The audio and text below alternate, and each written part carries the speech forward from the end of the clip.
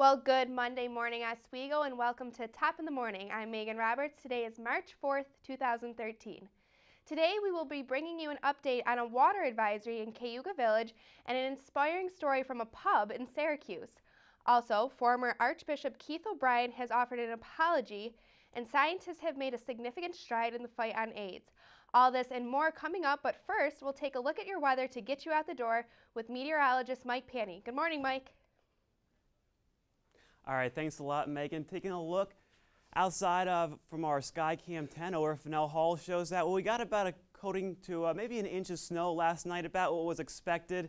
And as we look at our top weather headlines, with that cold start, I'm expecting a little bit more in the form of snow showers as we head through this afternoon and into this evening. But just like the Beatles, I'm thinking we're going to be singing Good Day Sunshine as we head through the later part of the week and into the weekend. But first, we have to get through those cold temperatures this morning. 23 degrees right now under those cloudy skies. But when you factor in the winds west-northwest at about 22 miles per hour, we're getting quite a wind chill. 8 degrees is a real feel right now. So if you head out, definitely going to want to maybe take a scarf or gloves, as it is really a frigid morning out there right now. Around the county shows that pretty much everybody's in those mid to lower 20s. 25 is our warm spot, if you want to call that, in Hannibal. 19 or 20 rather in Redfield. That is our cold spot. Regional radar right now shows that, well, there is a break in the action with that snow over central New York, but I'm watching this batch right here. That's going to move through and give us a better chance of snow showers as we head through the rest of the afternoon. But for right now, Megan, I'm not expecting the weather to slow down anybody as they head to work or school.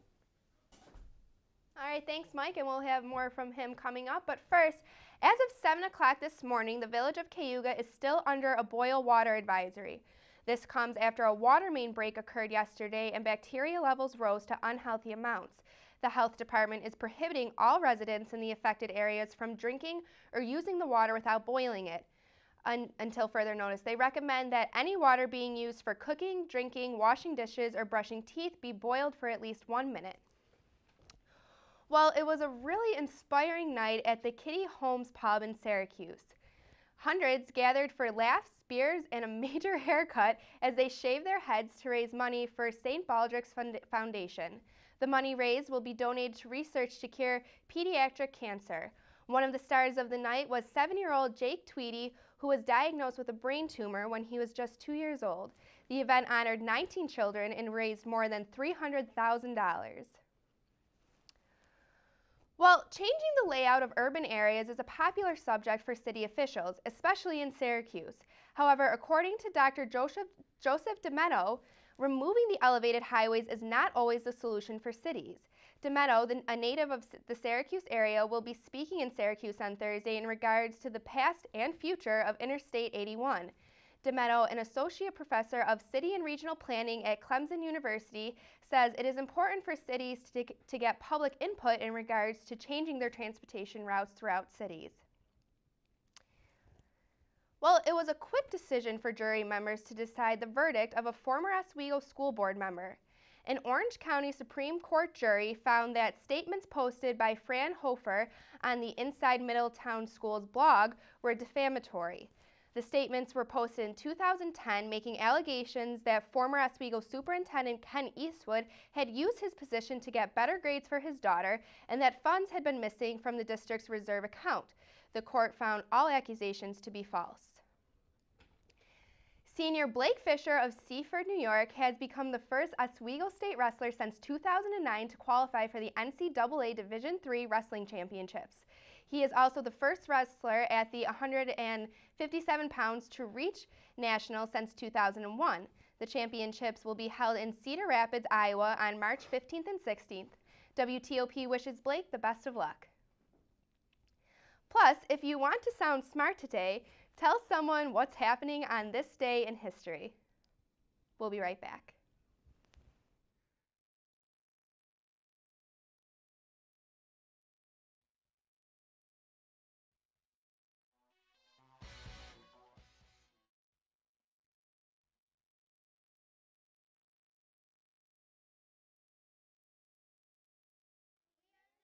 Tigers from Pet 885. And you are watching WTOP. Yeah.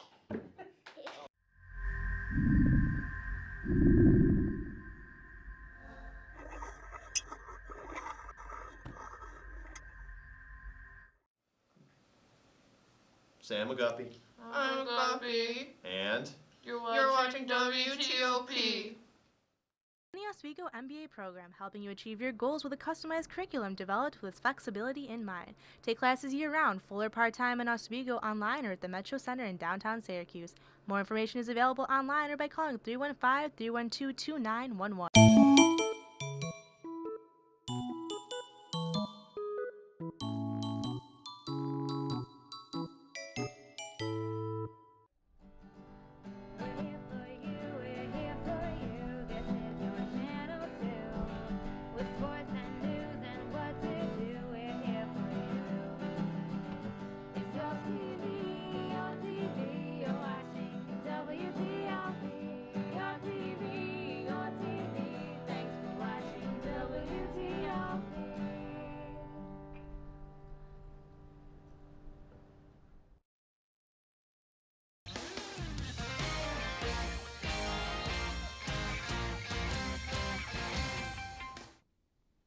Good morning and welcome back. So, Mike, it's kind of a refreshing start to our weather this morning. Yeah, I guess if you want to say that, refreshing or maybe just downright cold. Yeah. So, but the rest of the week is going to be looking pretty good. Yeah, that's what I'm expecting. If we get through today, then really temperature is pushing 40 degrees for the rest of the weekend. I think a lot of sunshine is what we can expect in the most essential New York. So spring's around the corner. Hopefully. Hopefully. Keep your fingers crossed. But I guess for right now, though, we are seeing dry conditions and a few snowflakes off to our west and also to our northeast as the low-pressure system continues to wrap in a little bit of moisture that's sitting off the Canadian Maritime. Here it is right now for our Monday morning. It's been sitting here for really the past few days, and it's wrapping in a little bit of moisture and really a lot of cold air from Canada, giving us a cold and brisk and wintry Monday morning. So as I plan out your day for you, 10 a.m. so later on this morning, a few snowflakes east of the lake. However, as we move towards your midday, 1 p.m., so if you're either heading out or coming back from lunch, that's when I'm expecting some of that snow to begin to move through the area, and that will continue into your evening commute. So I'm thinking the evening commute, and if you have any plans, say, maybe after dinner or taking the kids to basketball practice, there may be a few slick spots as we go through the rest of the evening. For today, I'm expecting breezy with snow showers and cold, 29 degrees, but when you factor in the wind out of the northwest at about 15 to 25 miles per hour, it's going to give us a pretty significant wind chill. I'm not expecting the wind chill to get out of the high teens, maybe 20 tops. So right now, again, one last look from our Skycam 10 shows cold conditions with that snow on the ground, and we may have a little bit more in the way of snow as we go through the rest of the evening and into tonight.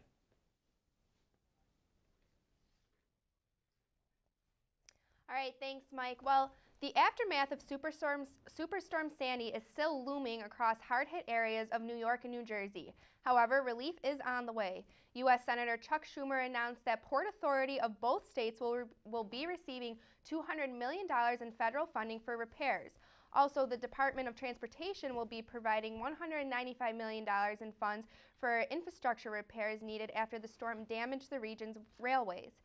Damage from Sandy has cost the Port Authority $2 billion to return the agency's airports, rail systems, bridges, and tunnels to service.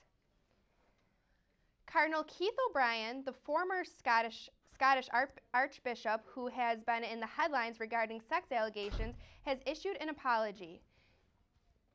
In his apology, O'Brien said that there were times his sexual conduct fell below the standards of a priest. In November, O'Brien told Pope Benedict that he would resign on his upcoming birthday of March 17th, however, decided to make his resignation effective immediately following the Pope's resignation.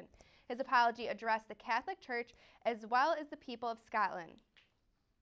Well, right now, we're going to take a look at our financial news with Mike DeWolf. Mike, what do you have for us? All right, thanks, May. Good morning, Oswego. And here's a look at your morning financial report.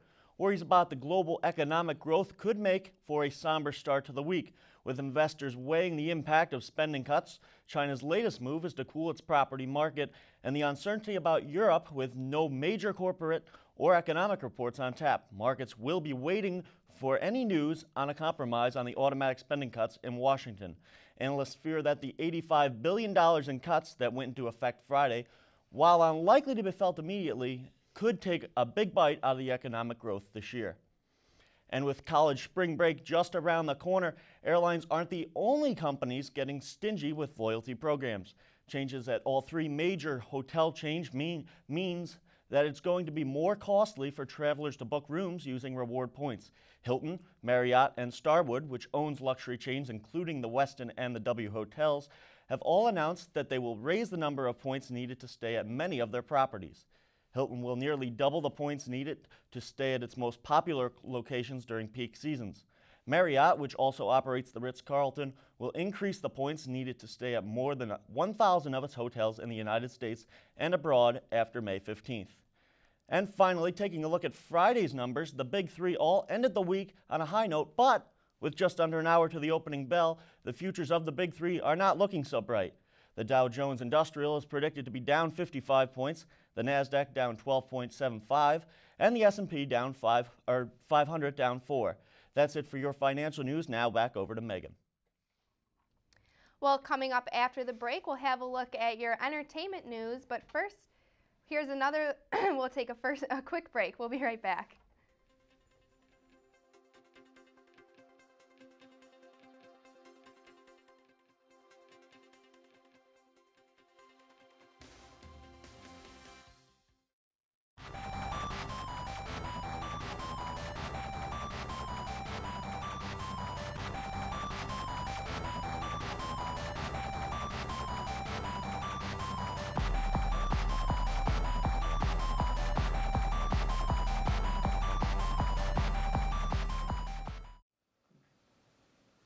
Sam McGuppy. I'm Guppy. And You're watching WTOP. The Oswego MBA program helping you achieve your goals with a customized curriculum developed with flexibility in mind. Take classes year-round, full or part-time in Oswego, online or at the Metro Center in downtown Syracuse. More information is available online or by calling 315-312-2911. Last night, Lori Capricuzzi scored 2 goals on Aliyah Brian Love. And Joe, get out. Adam, you're in. Lori Korpakovsky scored 2 goals on Ilya Brizgalov. Got it!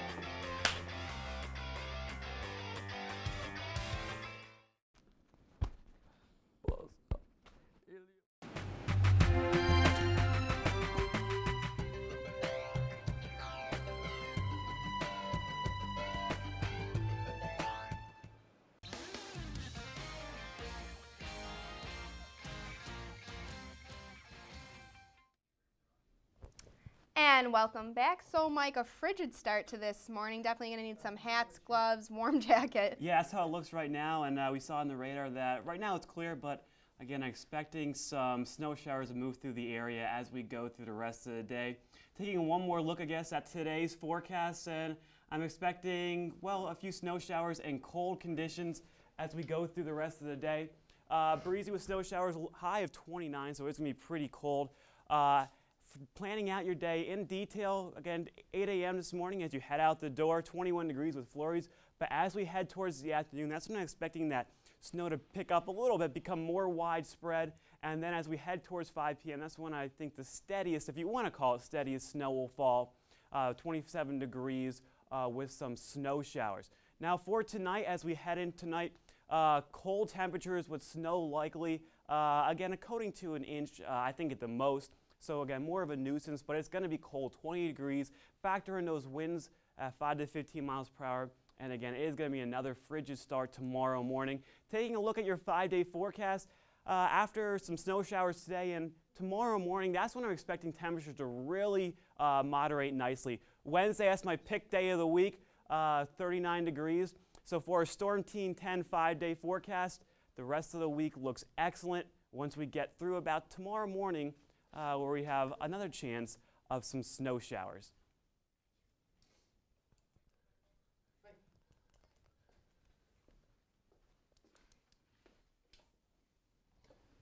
Well, definitely an interesting looking forecast, especially towards this weekend. Nice to see things finally starting to warm up, Mike. Yeah, I think maybe we'll see the light at the end of the tunnel as we go through this weekend. You think it'll carry over, though? I hope so. That's what it looks like right now. It looks like we maybe have a moderating trend, but when you look at long-term forecasts, they're still a little dicey. I think everyone's ready for it just to warm up. Yeah, around especially, here. I know Chicago's expecting a big storm over in the Midwest, so it's nice to see that for once, Oswego's looking for almost a nicer weekend. Right. Yeah, exactly. I guess we we dodged the bullet a little bit. Yeah. Awesome. All right, well, we're going to take a look at entertainment with Dan. Dan, what do you have for us? All right, thanks, Meg. Well, a lot going on this week. Starting in sports, New Rochelle High School needed a miracle to beat Mount Vernon in Westchester County on Sunday. Khalil Edney intercepted a pass and launched a 55-foot shot that went in at the buzzer. Officials initially ruled that the shot was no good, but then they reversed the call following the play.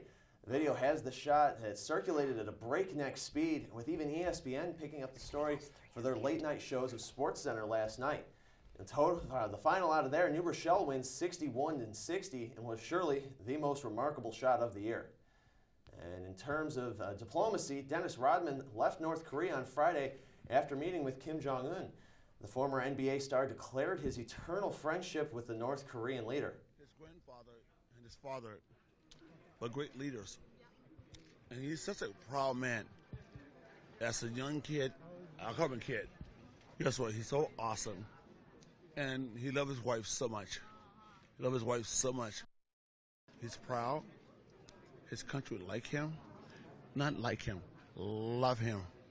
Love him. And guess what? Yes, I love him. I love the guy's awesome. Rodman and Kim Jong-un sat together during an unusual basketball exhibition in Pyongyang, North Korea. 3 stars from the Harlem Globetrotters and members from North Korea's Dream Team took part in the game. And for all you Breaking Bread fans out there, a new donut is making quite a stir. In New Mexico donut shop, blue rock candy sprinkles are meant to imitate the blue crystal meth from the show. Carrie Medling, the owner of Rebel Donuts in Albuquerque, calls her creation the Breaking Bad donut to avoid the controversy caused by its inspiration. Medling is always looking for creative and fun new ideas, and among those, a plan for an alcohol-filled donut in the near future. And well, the Harlem Shake may have finally gone too far. The dance craze that is no stranger to erratic behavior, even here at WTOP, has messed with the FAA. Students from the Colorado College Ultimate Frisbee team are behind the stunt, which took place while the Frontier plane was in flight. Now the FAA wants to know if the shoot took place while the plane was in its final approach when passengers should have been buckled up. And as another cause for concern, some are saying that the song could be used for terrorists to potentially create a diversion on a plane. And finally, for all of you Zoe 101 fans out there, Jamie Lynn Spears is engaged. The 21-year-old star announced her engagement over the past weekend by posting 2 photos to her Instagram account. Spears and now fiance Jamie Watson, who is 30, have been together for 3 years. Spears was engaged in 2009 to the father of her now 4-year-old daughter, Maddie. The first marriage for both comes as good news for everyone except Chase Matthews. And that's all for your entertainment news. Now we'll send it back to Megan. All right, Dan, well, thank you, Dan, for that. And coming up after the break, we'll have a final look at your forecast. Stay with us.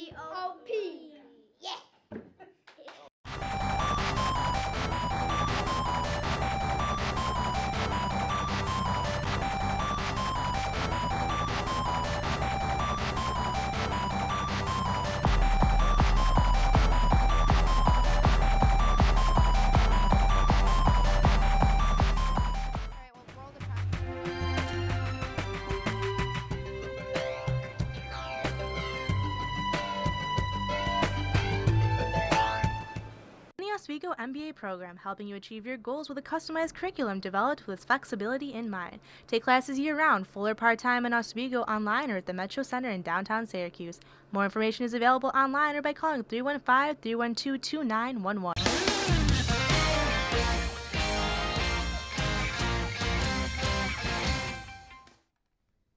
Good morning and welcome back. So, Dan, you had an interesting story in that entertainment segment about an interesting strategy for diplomacy. Yeah, you know, looking at North Korea now, Kim Jong-un has met with Dennis Rodman. He's now back, and he's been meeting with people and giving interviews here on American soil about what he's had. And one of the big things that I mentioned was basketball. That's kind of a uniting factor between the two that Rodman hopes to use. At the game, he mentioned that the leader of North Korea, Kim Jong-un, is a fan of basketball, and so is President Obama. So he said, why not start there with diplomacy? Right. And actually, he just said that what he really wants is a phone call from President Obama. So maybe, not necessarily likely, but maybe on the right track. Well, I think that absolutely is on the right track. And, you know, starting off with that common ground of basketball, who would have thought that that would be a way to, you know, start talks and negotiations between the two countries.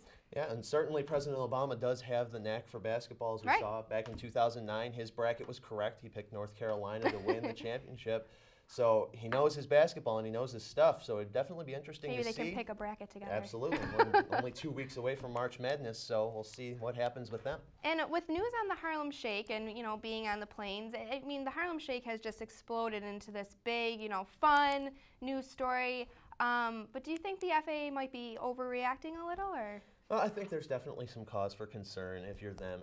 The big thing that they did want to check on is whether this was during the final approach and whether it was while passengers should have been buckled, the fasten seatbelt light was on. The staff of the plane, which is a Frontier airline, saying that the light was not on, it was in mid-flight, so there was no danger caused there. But certainly it's something to look at is how far are we willing to go with viral videos and how far is that? Obviously us here at TOP, we also have our own viral video, which was created in part by our director, Matt Bishop. Obviously, he was behind it, but it's a craze, and it's gotten to the point where where's too far with these viral videos. Sure, and you know, I can, as a frequent flyer, I know that when that fasten seatbelt sign is on, you're not moving anywhere. So I think that they're safe as far as the seatbelt sign being on. But an interesting point made that, you know, it could be used as far as a terrorist diversion if they wanted to, you know, overtake the plane, which, you know. Yeah, since 9/11, that's something that we've seen is, as you take a look at it again, it seems to be completely harmless, but since 9/11, airport security has been so tight, and it's been such a concern and in the focal point of the national security, and especially now going into the sequester as of March 1st when we saw spending cuts in airport security. Things are really going to start to get a little bit tense until this is all taken care of. And I don't want to say that it went too far, but this video is certainly something that you don't want to see become a day-to-day basis, because even in some videos, like gallon smashing, which is the newest thing, where you take 2 gallons of milk or juice or something and just smash them on the ground, it goes too far in some cases, and it's a question of where that line is where fun becomes dangerous and also harmful. Sure. Well, thank you very much, Dan, for those stories. And right now we're going to take a look at 3 sitcom stars that got trapped in an elevator, and it was a fairy tale weekend at the box office. Carl Azus has more in this Hollywood Minute. Cast members of Modern Family experienced some real-life drama in Kansas City, Missouri. KCTV reports Julie Bowen, Eric Stonestreet, and Jesse Tyler Ferguson were trapped for about an hour in a crowded hotel elevator. They were among 15 passengers who had to be rescued by the Kansas City Fire Department. They later joked about the incident on Twitter and even posted a video. Get us out. Get us out. Kansas City is Stonestreet's hometown, and the trio was appearing at a fundraiser there.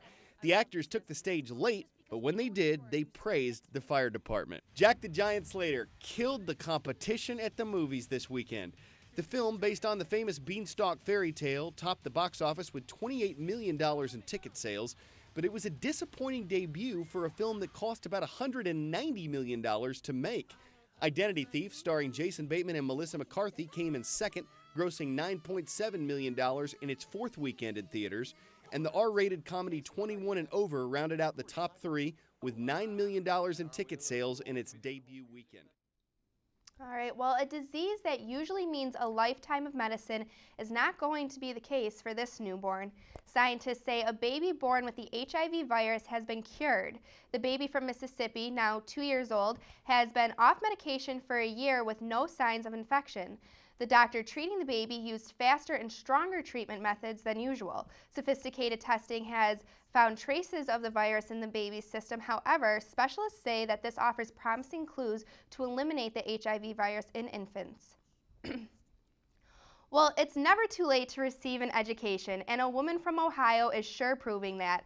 At 106 years old, Reba Williams will be the oldest classmate in her 2013 graduating class. Williams attended and completed coursework at Mount Vernon High School in Ohio during the 1920s, but she never received a diploma. Williams was denied her diploma after refusing to read an assigned book. The Mount Vernon Board of Education approved the motion this month to give Williams her diploma. Williams' daughter said the diploma will be framed and hung next to her other valuable items. And a bit of joy has come out over an overall tragic situation. A midnight car crash in New York killed 2 expecting parents who were heading to the hospital early Sunday morning. However, the baby was saved from its mother's womb. Nathan and Razie Glaber were riding in a cab in Brooklyn when a BMW crashed into the side of the cab at an intersection. The parents were taken to separate hospitals where they were pronounced dead. However, Bellevue Hospital performed a C-section in order to save the baby. The child will be taken care of by family, friends, and the community. Now we're going to take a look at your final forecast with Mike Panny. Mike, cold morning, but it looks like it will be warming up throughout the week. Yeah, throughout the week, but I guess for right now we're looking at some cold conditions, starting out in the low 20s and not really moderating much throughout the day as we have temperatures getting up maybe around the high 20s if we're lucky. Again, some snow showers throughout the area, especially as we head on later this afternoon and into this evening. But nothing more than the coating and maybe just enough to brush the snow off the car as you head out for the day. All right, so hopefully not too much snow today, but I'm really excited that it'll be warming up, maybe get to go outside a little bit. Yeah, you know, every week me and my friends, we play football, so it's good to start seeing things start to build up here as we get towards the spring. Obviously, the mud's never a good sign, but you know, it's always fun to see, and I'm quite glad to see that finally spring's starting to get here and the snow's starting to fade away. Yeah, you start the slushy period and everything. Yeah, take us one step at a time. You know, before we know it, it'll be 60 degrees hopefully in the spring. But you know, to take it one day at a time, it'll be in the 30s by the end of the week. Now, Mike, last year, coming back from spring break, we saw a 1 week long period where temperatures were pushing 80 degrees, and I know a lot of people were out suntanning at points. Are we going to see something like that again this year? Well, I can't make any promises. You know, maybe I'll put in a call to somebody controlling the weather, but I think we're probably going to look more of a typical spring. 80s probably going to hold off till maybe May. I'm just hoping for good weather for St. Patrick's Day weekend, hopefully for the parade and everything. But speaking of St. Patrick's, and it rhymes, but the St. Baldrick's event in Syracuse at a pub in Syracuse, where children and adults were shaving their heads, going bald for this great cause to raise money to find a cure for cancer. More directed in this case towards kids, but what a great cause. Yeah, and it's a good story overall, and St. Baldrick's does a lot of great things. They were here on the campus of Oswego on Friday, actually. They had a table in the campus center that they were accepting donations, and it's an overall good cause, and it's something that it still needs to be addressed, and St. Baldrick's is really leading the way, especially in central New York, of addressing it and doing it in a great way that helps a lot of people. Absolutely, and you also hear stories, you have Bald for Bucks. That's been a really popular thing for a lot of girls to do, just going bald for such a great cause. So yeah, back in Buffalo, actually, there was a high school that a lot of kids actually did that, so always a good story. All right, well, that's going to do it for us here this morning. For the entire 10 News team, I'm Megan Roberts. Have a great morning, Oswego.